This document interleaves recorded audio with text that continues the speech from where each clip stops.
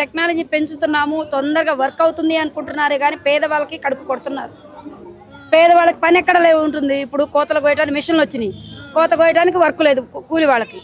అలాగే ఇప్పుడు మీకు సాఫ్ట్వేర్ సంస్థ ఉంది, వాళ్ళు ఏఐ తెచ్చుకుంటున్నారు. ఏఐ తెచ్చుకున్నారు అంటే ఇన్నేళ్ళు కష్టపడి మేము కూలీనాలు చేసి అప్పులు చేసి పొలాలు అమ్మి చదివించాం, కానీ వాళ్ళకి ఇప్పుడు జాబులు పోయాయి కదా.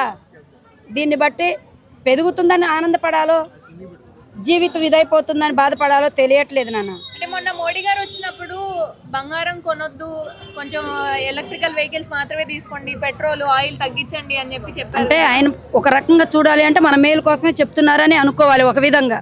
ఎందుకు అంటే బయట దేశాల వాళ్ళకి మన జీవితం ఆధారపడి ఉంటుంది వాటి వల్ల.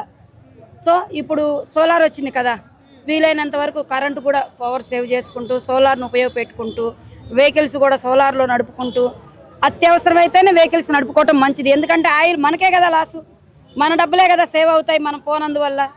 ఇప్పుడు వర్క్ ఫ్రమ్ హోమ్ చేసుకోమంటున్నారు అంటే ఏంటి, బయటికి వెళ్ళి ఆయిల్ వేస్ట్ చేసుకోవద్దు, ఇంటి బాడుగలు వేస్ట్ చేసుకోవద్దు, ఇళ్లలో కూర్చొని పని చేసుకోమంటున్నారు. ఒక విధంగా ఇది మంచి పనే, కానీ అదే ఒక విధంగా అదే లాస్. మళ్ళీ రెండు ట్రాలీ చేసుకుంటే జీవితం ఎడిపోతుందో మాకు కూడా తెలియట్లేదు అమ్మాయి.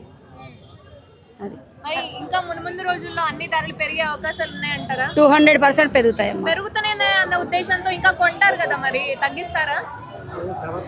అవసరమైనోడే కొంటాడు పెరుగుతుంటే, అవసరం లేని వాళ్ళు కొనలేరు. నిజం చెప్పాలంటే ఆ పెద్దవాళ్ళు మాత్రమే కొనగలరు, మనలాంటి వాళ్ళకి కొనలేము. ఇక ఒకప్పుడు మేము 400, ఇదే ఊర్లో 2003లో 400 రూపాయల గ్రామ్ బంగారం కొన్నాను నేను, మా పిల్లలందరికీ కొనుక్కున్నాను. కానీ ఈ పొద్దు 1 గ్రామ్ కొనలేని పరిస్థితి మనోళ్ళ మనవరాళ్ళకి అలా ఉంది. ఎందుకంటే మా ఆదాయం పెరగలేదు, అప్పటికిప్పటికి పడిపోయింది. నిజం చెప్పాలంటే అసలు ఆదాయమే లేకుండా పడిపోయింది 2002 నుంచి ఈరోజు పోల్చుకుంటే.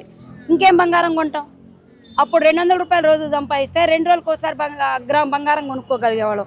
ఇప్పుడు గ్రామ్ కాదు కదా, దానిలో ఈ సొంత కూడా కొనలేని పరిస్థితి. మోడీ గారు మంచి నిర్ణయమే తీసుకున్నారా? మరి ఆయన్ని తిడుతున్నారు, చాలా మంది ట్రోల్ చేస్తున్నారు. తల్లి నిజం చెప్పాలి అంటే ఆయనకి ఇందులో ఒదిగేదేమీ ఉండదు.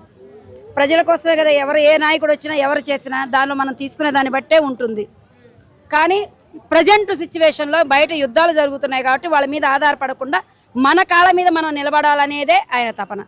ఇప్పుడు చికెన్ ధరలు కూడా పెరిగాయి కదా, 380 అయింది కదా. నానా మేము పిల్లకాయలు అప్పుడు చికెన్ వారానికి 1 రోజో నెలకు 1 రోజో తినేవాళ్ళం.